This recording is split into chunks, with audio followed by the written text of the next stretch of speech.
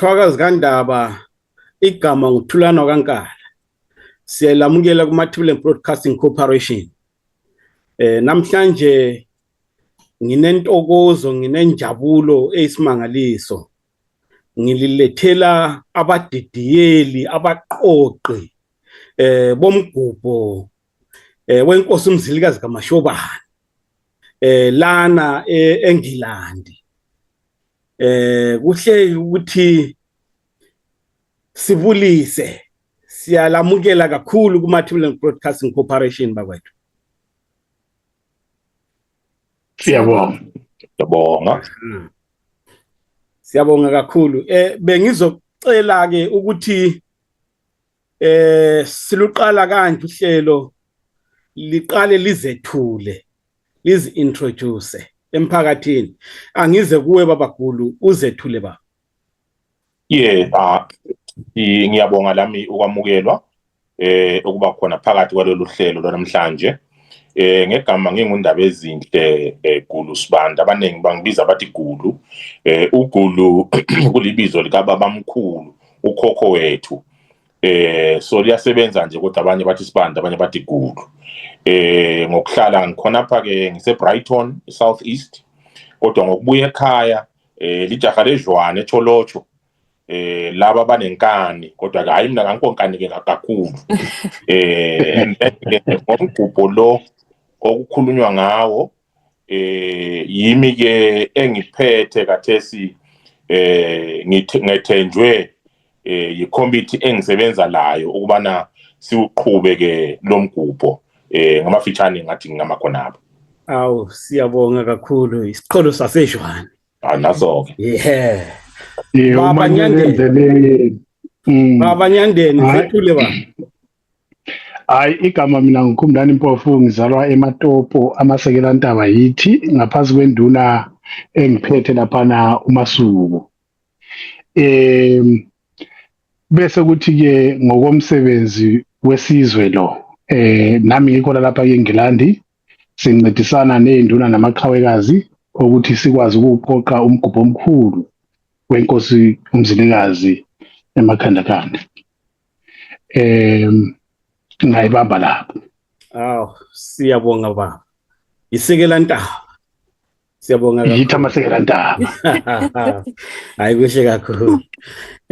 Dadewethu. Ngiyabingelela Nkala, nguntombi yebutho uMabhoqo Thebe, singaba koThebe abeGwanda eStairs.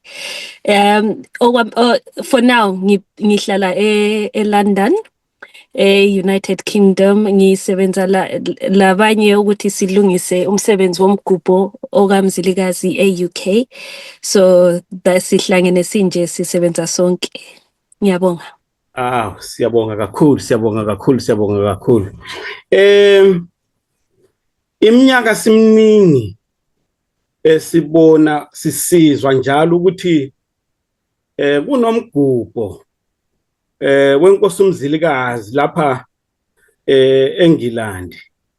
Baba Gulu, uma ungabe usakhumbula nje, uma ungasinikeza nje isamara encane ukuthi imgubho lena iyakhula noma ihlala nje lokhu ilingene, ihamba kanjani? Hayi, engizakutsho Maphosa ukuthi sivuka.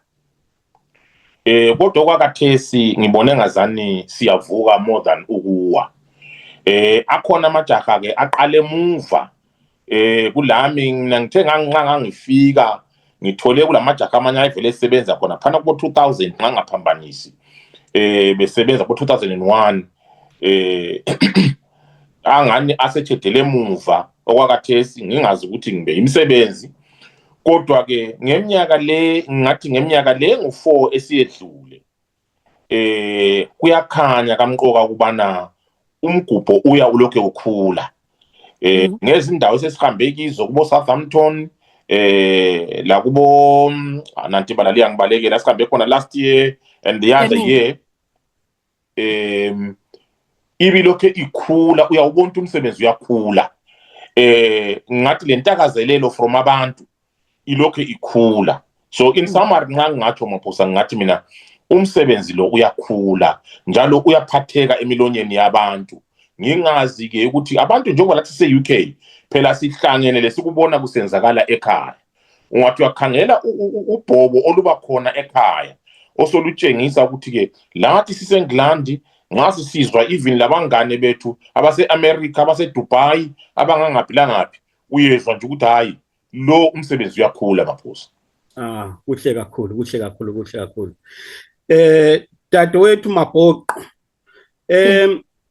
umnyaka lona odlule yini ongathi iyenzakele ngosuku lomgubho oyithandileyo kakhulu?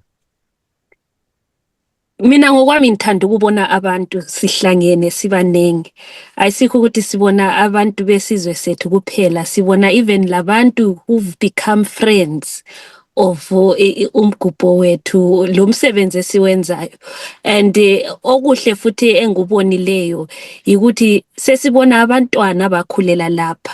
Ingane zethu zithokoza ukuthi khona bazwisa indebele. Lathi thina sakhulela lapho ulimi esasingajayelanga ukulukhuluma. Sesilukhuluma sesizama sibili ukuthi siziqoqe lathi ukuthi sitshengisele ukuthi singabantu abalesiko lwekhaya abafundayo izinto zekhaya embracing it ukuthi sitshengisele abanye ukuthi khona we are a people and we're a people who build together and on the day as well, especially lately sesibona abantu abanengi sibili who are coming from home abavele ekhaya abayenza umgubho wasekhaya, bringing that inspiration here. Besifundisa lathi sikhona abanye esilokho sithi siyafunda and they keep teaching us, and I think that's the beauty of it. Babankala ukuthi khona kulokufundisana, kulokuhlanganisa abantu, kulokukhumbuzana ngezinto zakudala, ngehistory, konke kuhlangene, and it's nice to see isizwe sethu sihlangene. Hayi kuhle kakhulu, kuhle kakhulu. Baba Nyandeni, baba umgubho ngwenkosi uMzilikazi. Kuwe njengobaba uNyandeni, inkosi uMzilikazi iminishani kuwe, ishoni kuwe?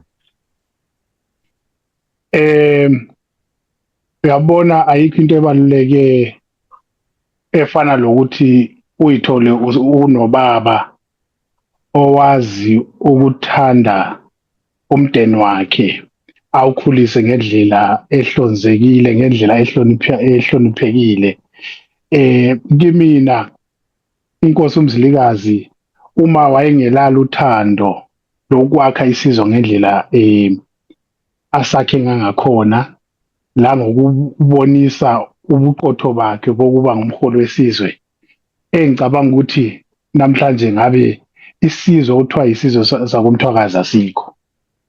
Kodwa ke ngenxa yokuthi yayindoda eqotho ekwaziyo ukumelana nezimilo thile ezingaba nzima ezibuhlungu, kodwa injongo yakhe akazange ayilahle ukuthi yena ufuna ukwakha isizwe sakhe ezasakha ngendlela eqotho. Engicabanga ukuthi kuyakhomba ke ukubaluleka kwenkosi uMzilikazi ukuthi wayengumuntu onjani, njalo le vision, ngiyaxolisa ukusebenzisa isilungu, la ngevision yakhe yayingasiyo le emfishane kodwa kwakuyivision enkulu. Angicabangi njalo ukuthi ukhona omunye umuntu owaba namandla waba lekhono lokwakha isizwe ngokuhlanganisa isizwe njengesilulu, njengoba isilulu mawusakha isilulu ukuthi usixuba njani size siyephuma sibe isilulu njengenkosi uMzilikazi.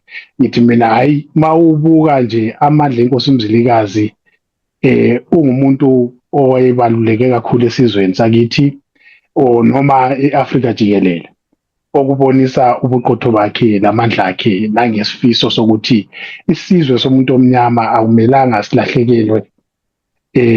Ngithi mina yikuzazi ukuthi wena ngubani ngokwesiko, okuyikho ngesiphecelezi ngesilungu ngolimi lokuboleka esingathi identity, ngoba ukwazile ukugcina konke lokho lokuhlanganisa okubonisa ikhono lakhe ngamandla akhe eyisizwe ivision yakhe inkulu kakhulu.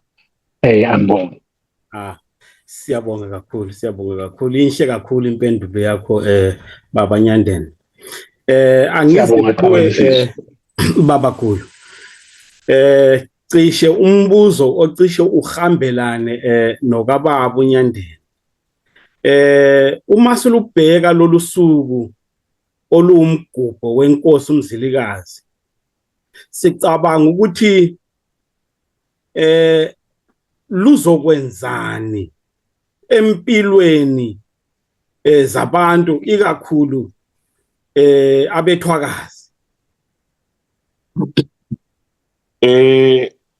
Ngibuyele kubala elisetshenziswe umfowethu lapha uma ethi yena i-identity. Singobani?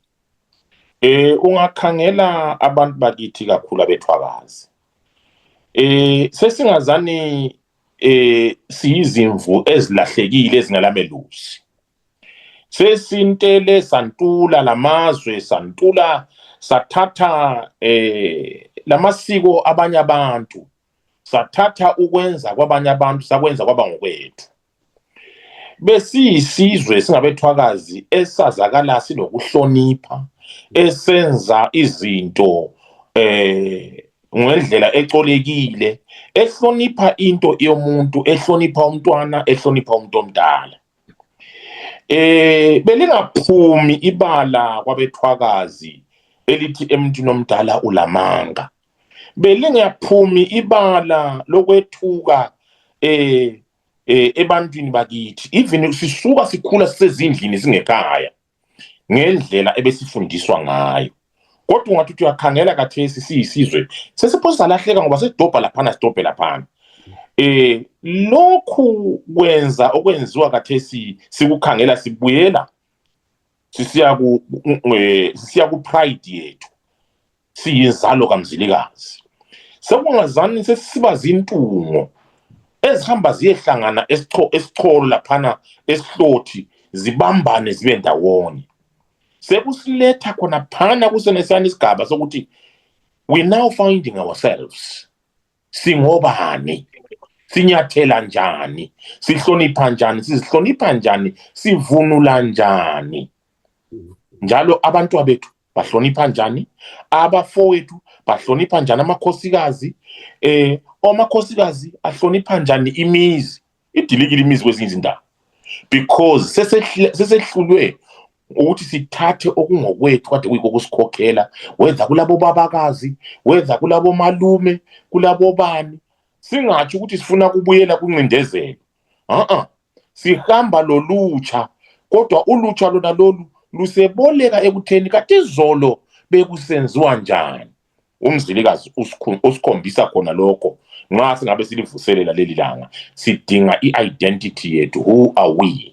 Ngicela ukuthi ngezelele kaMaphosa kumbuzo ubuze uMabhoqo othi wona ukholiseni ngonyaka ophelile. Onyaka ophelile uyabamba udadewethu lapha uthi abantwana. Ngibabonile abantwana. Kade ngilabanye abantwana babafowethu lamade bekhona. Uthe nxa sokugiywa kugidwa kusenziwa yonke into, wathola ukuthi abantwana into le bayikholisa. But abalethwanga entweni labantwana. Kabalethwe abantwana bazozibona ukuthi bangobani, i-pride of who they are. Ezinye izizwe, hambu yema Nigeria, hambu yema China, hambu yobani bani, babhizi ngokungokwabo. Thina sesiba ngabelungu. Balethena abantwana. Ugidile usisibusi laphana kwamnandi kanjana, yeza indoda engunhlahla yamange undiweni, yavuselela kwamnandi kanjana, belimnandelani la. Hayi, kuhle kakhulu Baba Gulu. Dadewethu, esikhathini esiningi abantu abangomama ezintweni ezifana nalezi ezokuqoqa nezokukhokhela babuyela muva, ikakhulu masikhuluma ngezinto zesintu babuyela muva. Wena yini ekwenze wabuya phambili wathi ngikhona? Bezi, Nkala, what I've noticed ngomgubho lo is that, and I think i-identity has been mentioned a lot. Yeah. Ukhona ukuvuselela okuthola phakathi kwakho sibili ukuthi khona you know ukuthi ngabantu bakithi, this is our thing. Sifuna ukufunda, sifuna ukwenze sasikutshelwa ngabogogo bethu ukuthi kwakukunje, sasigqoka sibe sizintombi sizinje, sisenza izinto ezithiyene. And I think one of those things mina ensondeza duze lo mgubho lo, it's because ikhuluma ngokuthi ngivela nga ngingubani. Mina ngakhulela emazweni, so izinto eziningi ezakithi ayisikho ukuthi engeke angizazi, but sezalahleka. And every time ngambuya kumgubho lo kunsondeza duze le culture, kunsondeza duze, and ngiyakwanisa ukuletha abangane bami, izihlobo zami ezinye esezahlala kubo UK isikhathi eside ukuthi labo bebone ukuthi khona this is who you are. You know, sesadobha eminye imkhubo, but now silapha sesifunda ulimi lwethu, sesifundisa lathi abantu bethu ulimi lwabo ukuthi bebekwazi ukuthi bavela ngaphi, bangobani, okhokho babo ngobani, inkosi yabo ngobani. Bafunda ngama kings and queens awe UK, but nxa usubatshela ukuthi kulomzilikazi kaMachobane, izinto abangazaziyo, but it's there. Nxa bebona i-procession omama gqokile sebebahle, it's beautiful. It's not just colors, you know, it's beautiful. Kule spirit yakhona, kulo moya wakhona that goes with it. Ingxoxo zakhona, ukuhleka kwabantu, ukuthokoza khona kuyana, you know, ukukhumbuzana, ukudla okuyabe kukhona, you know, izinto esifisa ukuthi ngasizibona every day e-UK, but asiziboni. And then uthi nxa usukhona phana uthi nanzi inkobe, ugogo wayemphekela inkobe lezi ngesabatha, o nanku lokho kunye okwekhaya okukhona, konke kukhona. So I think thina ezomama sithanda ukuthi khona sigqoke lathi sibe bahle on the day, sithanda ukuthi khona even nxa kuthiwa kuyaphekwa izinto esasibona omama bethu bezipheka, you know, we participate in that. And I think kuhle ukubona sihlangene, lokubona amabutho kumnandi ukuthi khona sithi simile khona phana sibona i-procession yezinduna lamabutho bonke bengena, konke khonokho kuyathokozisa. It's a beautiful expression of who we are, and labelungu, they are there watching all of this, and we, you know, kukunika pride ukuthi ye ngabantu bakithi lapha hithi umthwakazi. So yeah, so as a woman ngikholisa khonokho nje ukuthi into ekwenza ukhukhumale uzizwe sibula ukuthi ya ngabantu bakithi la. Yeah, umuntu uma engabuza ethi mangi ngabuya emgubheni walonyaka, yini engangenza mfike ngijabule khona lapho for this year, yini elihlelileyo? Ngowami ubuzo chairman, ngowakho umbuzo. Ayi kunengi sibili Nkala, ngingakhangela we have the procession that I mentioned.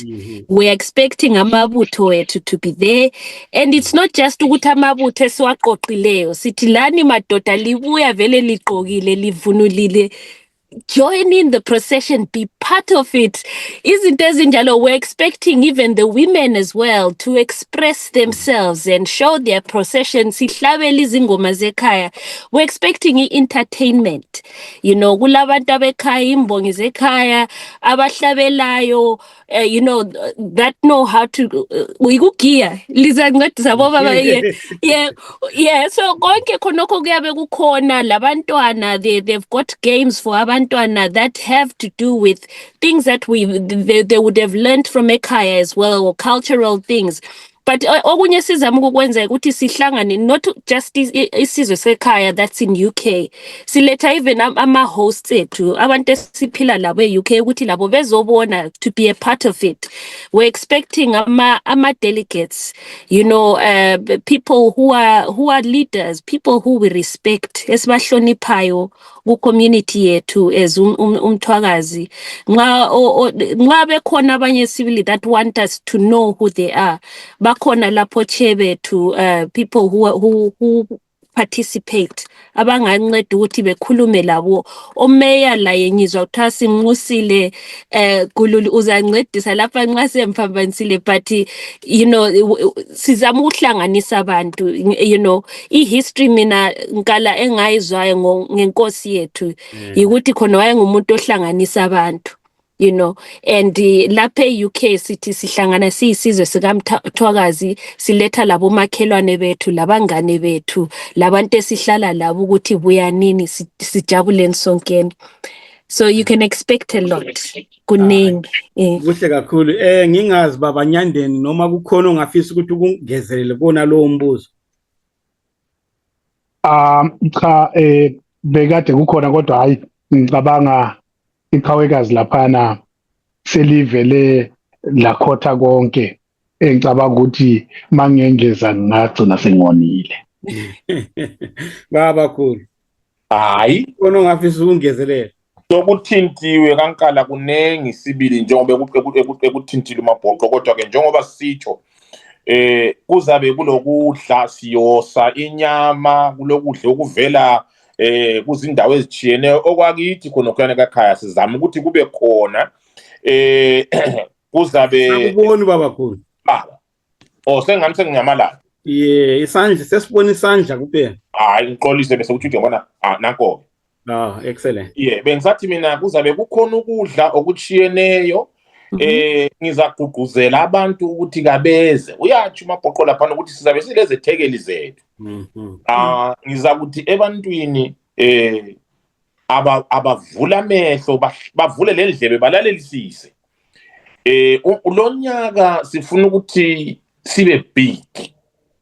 Sifuna ukuthi sibalethele lama guests ethu amanye abangacabangeliyo kodwa ale impact on umgubho okamzilikazi, umgubho wamahlabezulu.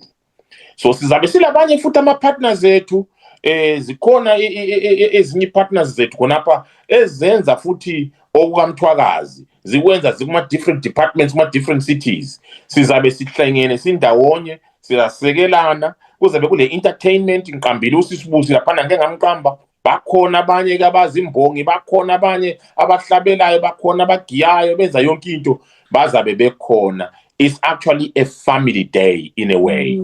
Lilanga lethu sonke siyizwe. Baba khulu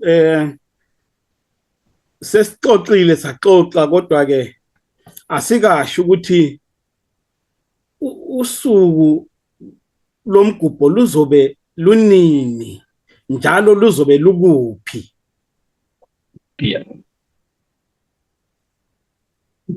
Sorry. Ilanga lethu elomgubho ke silifake mhla ka-13 ngoSeptember. Silifake mhla ka-13 September.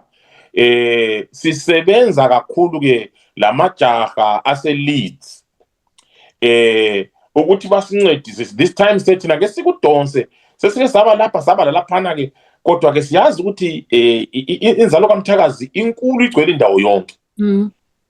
Ise London, ise Leeds, ise Southend, ise Middlesbrough. Kodwa we thought ukuthi hayi kake sike sidonse ke siye eLeeds, kodwa ke yona ngeaddress izabe ise Bradford ngingaphambanisi. Sise Bradford mhla ka-13 iBradford neLeeds sibambene khona phana, kodwa ngibone ngani venue yethu ise Bradford. Angazi khona lapha mabhoqo, ngibone ngani ngikhuthanga nje. Awuyikhuthanga, iflyer ikhona nxa befuna ukusidinga la ku Facebook, i-address yabe ikhona khona phana ku flyer. Hayi kuhle kakhulu. Baba Nyandeni. Yebo Nduna inkosi. Abantu esikhathini eziningi uma abantu behlangene bebaningi kanje, abanye uthola ukuthi banemsebenzi abathanda ukuthi beyikhangise, okungabizwa kuthiwa ama-stores. Izinto ezinjalo lizobe liziprovider noma cha?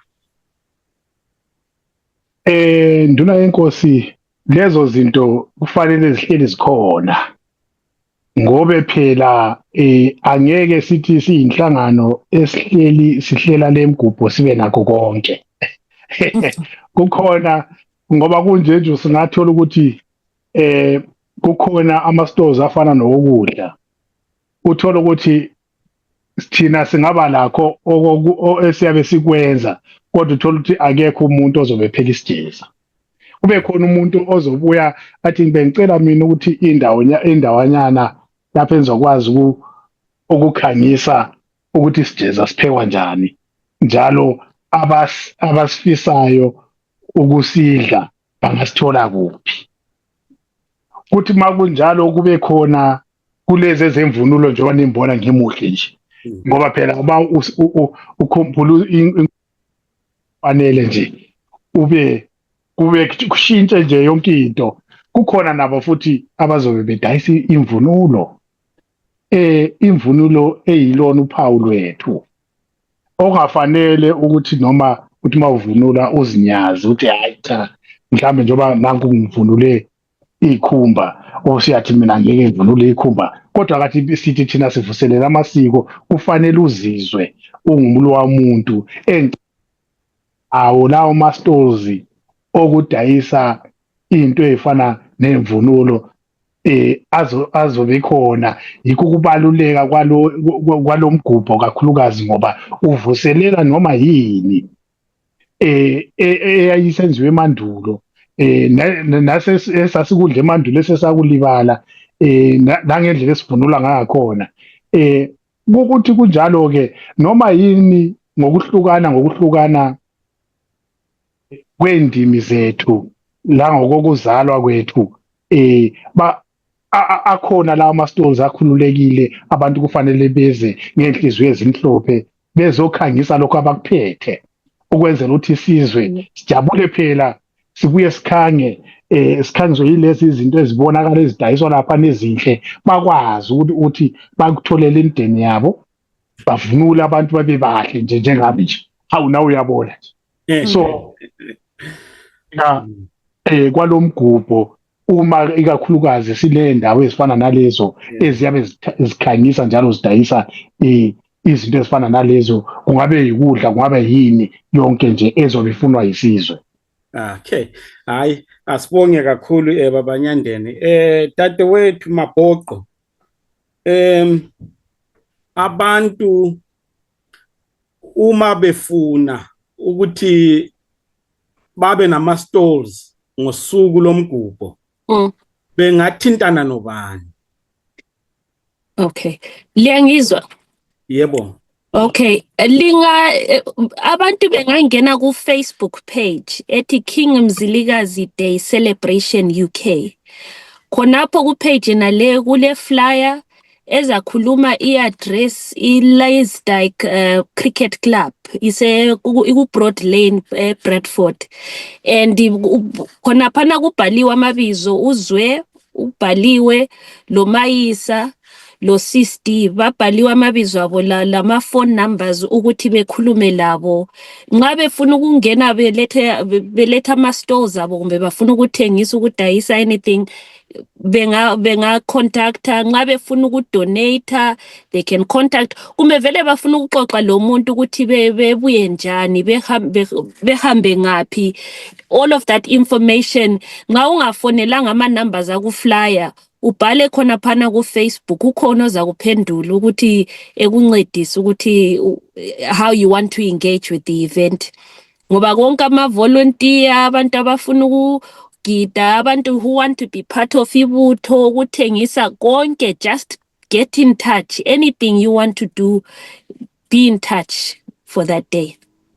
Hayi, kuhle kakhulu, siyabonga kakhulu baba khulu.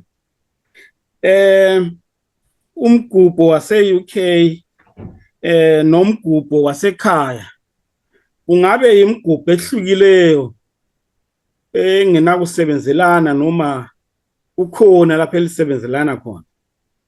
Hayi. Singabe silahlekile kaMaphosa uma singathi thina we want to be independent from ekhaya, ngoba siyabe sesilahle yona insika yokwenza kukaMzilikazi. UMzilikazi ubebutha ube ngumzomkhulu ongaphansi kwenkosi uMzilikazi. So lathi sinje ke singabe UK, yebo kambe singaba semi autonomous ukuthi hayi lathi si UK si chapter sinje, kodwa ke silokhe sisiya mthombo munye, sisiyanatha ikakhulu khona phana ekhaya yimthombo omkhulu. So kubambene lokho kaMaphosa, ungakhangela even nama dates ethu besenze khona khona sicabangela ukuthi umgubho omkhulu uvele ngowekhaya. Le eyethu ngama satellite mgubho kodwa ke insika iyona esekhaya. Bakwenzile ke kade esekhaya kwaba lomhlangano ukuthi kuyabunjwa itheme yokuthi kanti umgubho walonyaka itheme yawo wayo vele yikuyini, injongo enkulu yini. Lathi ke si-UK ngilethemba futhi labanye abakwezinye izindawo sisebenza ngetheme esekhaya, itheme ekhuluma ngokuvuselela, itheme ekhuluma ngokubumba isizwe, itheme ekhuluma ngokuthi kanti singobani thina in terms of identity. So ngamafitshane kaMaphosa sisebenza ndawonye, sinatha emthonjeni osekhaya, kodwa yebo kambe sisenza owethu. Lathi sisebenzisa owethu ubuciko, sisebenza owethu ukuhlakanipha, kodwa ke simunya sisekhaya. Hayi, kuhle kakhulu. Dadewethu Mafoqo, abantu bengafisa ukwazi ukuthi uma bengena lapha eminyango bazobhadala malini? They just come. Babuya benjalo nje, just into nje isicelo ukuthi liyabona ukuthi uGulu lo Nyandeni bagqoke njani ekhanda, so we are expecting ukuthi amadoda obaba obhudi even o young one bebuye labo begqoke ezekhaya, but they are all welcome. Everyone is welcome, so akulala umuntu obhadala ulutho. Into nje ukuthi nxa ufuna ukudonate, yebo sungadonate, ukhulumele with abasebenzayo on the day. Siyabe sikhona oMabhoqo, liyasibona labo Nyandeni lo Gulu, liyaphonga usiqhubela nje into elifuna ukudonate, we'll make sure ukuthi it goes in the right pocket, but otherwise free for everyone. Hayi, kuhle kakhulu. Bakwethu ngibona sesixoxile okwanamhlanje, kodwa ke ngiyathanda ukuthi ngamunye abe nama closing remarks akhe. Ngizoqala ngobaba uNyandeni asinikeze ama closing remarks akhe. Into engayisho ngithi mina sizwe sakithi lingazinyayazi kumbe lingazibhekeli phansi, sibakhulu thina. Siyahlonishwa izizwe zonke izizwe, maningayesabi ukusondela entweni yakwenu. Ayikho into enhle efana nokuthi uzithola uzazi wena uyiqhenya ngobuzwe bakho nesiko lakho. Njoba nginje mina nginguphekitshe, igama engaliphiwa ngiphatha wona lo msebenzi wesizwe ukuvuselela amasiko, kwathiwa mina nguphekitshe elehlula ibandla lavuthi uvunisa emzondane umthandayo. Umthondo wejongosi lawa kwabo otinyo lezinyosi wawatsho lutho khepha amafutha okugcobisa, ukhuluma kuyashintsha. Hayi awuthi ngazi ngoba phela zisuke zenabile, ngoba lezo zibongo ngaziphiwelwa khona ukukhuthala lokuthanda isizwe sakithi lokuvuselela isiko kanye lokuvuselela ubukhosi besizwe. Yingakho ngaphiwa lelo gama ukuthi ngophekitshe lehlule ibandla. Hayi, kuhle kakhulu. Ngiyasiqhenya ngakho, angibonge kuleyo ndawo. Siyabonga kakhulu, siyabonga kakhulu. Dadewethu, amazwi akho okugcina Awama ukugcina ikunxusa i-diaspora babankala Mhm. njengoba umgubho lo use-UK, you know, and ubaba uGulu pointed to the fact that ukuthi we get from umthombo omkhulu. I think yiwo amazwi owakhulumileyo Gulu. And mina ngithanda ukunxusa i-diaspora, ngirepresent i-diaspora nginje, ngiyafunda from umgubho wethu and akula kuyangeka.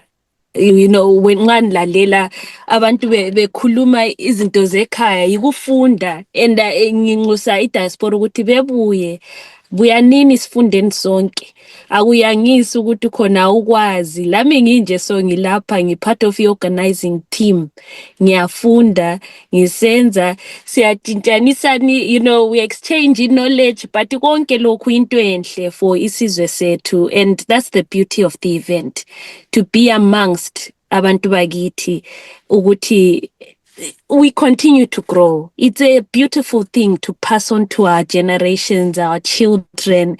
Mina ngikholisa khonokho ngumgubho engiletha abantu abami ngala, and ngiyathaba ukubona abantwana be-diaspora besiba khona be-identify ukuthi I am Ndebele. You know, I love ukudla kwekhaya. I love the dressing ekhaya. So I'm inviting everyone owekhaya. Nxa ungelayo i-outfit, ukhona ozakuthengisela khona pha, ukhona ozakupha if anything. Ozathi uyizokudla indlubu lapha tester, uyizokudla inyama siwose. So I'm inviting everyone. Letha lo mngani wakho ngumlungu, ebuye bengumlungu omnyama lathi, you know, everyone is welcome kala. So that's my invite to abantu abalapha who love uMzilikazi Day, who love who we are. Hayi, asibonge kakhulu. Baba Khulu, awakho okugoqa baba. Hayi, ngizanyathela khonapho uhambe khona abafowethu. Bese ngisithi ke mina kwabethwakazi lingazideleli. Liyisizwe esikhulu okumangalisayo.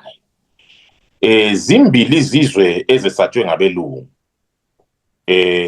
Ngabakashaka amaZulu, kwazobuya amaTebele. Basibize bathi bamathiwa amaTebele. Amakhiwa banga ungakhuluma ukuthi na the Matebele warrior.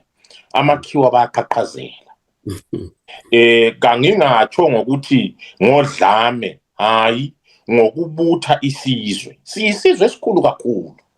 Njalo into enkulu nansi eyenzakalayo. Abantu abethu bona abanamhla singabone ngani balahlekile bayadingadinga, kodwa bazathi sebefika kwelethi izinga, sebefika sebesiba ngo30 40 50 besiya phezulu. This is when they start looking for i-identity yabo, ngoba lawo amazwe avele ayakuphika kulesikhathi lapha afika khona into sekuphika. La nxa engakuphikanga sikhona isikhathi esithi kathi mina ngingubani.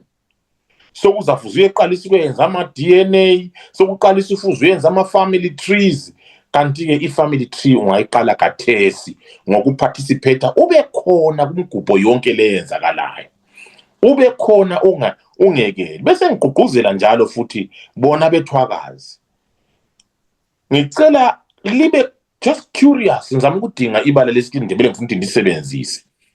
Libe curious about this thing, libe ngumangoye nje ole curiosity, rather than lihlale ngekhaya. Buyani lizolunguza mhla ka13, you will be surprised, lizaba shocked. Nansi mina into engishokileyo ngifuna ukuthi ngiyisebenze njengesibonelo. Bathe nxade bekhuluma ngento kaDakamela, sengithi yinto kodwa ke umsebenzi omkhulu. Bathe nxa bekhuluma ngomsebenzi kaDakamela yambili iminyaka yedlula, owesithathu bengikhona. Ngihambe lami ngicurious, ngithi ngifuna ukuthi kahle ngiyibone kathi abantu. Hayi, yani into engiyibonileyo bafowethu. Wazi umthwakazi wavuka, wathola ukuthi abantu kathesi basentweni yabo abayithandayo. The same can happen ngathi lapha e-UK. Asizeni sizobona into yethu, asibeni le pride ngokuba who we are. Asisobe lungu thina lapha sikhona kathesi iminyaka edlule, umlungu begcwele pam, fascinated, ekholisa ukubona olwethu siko.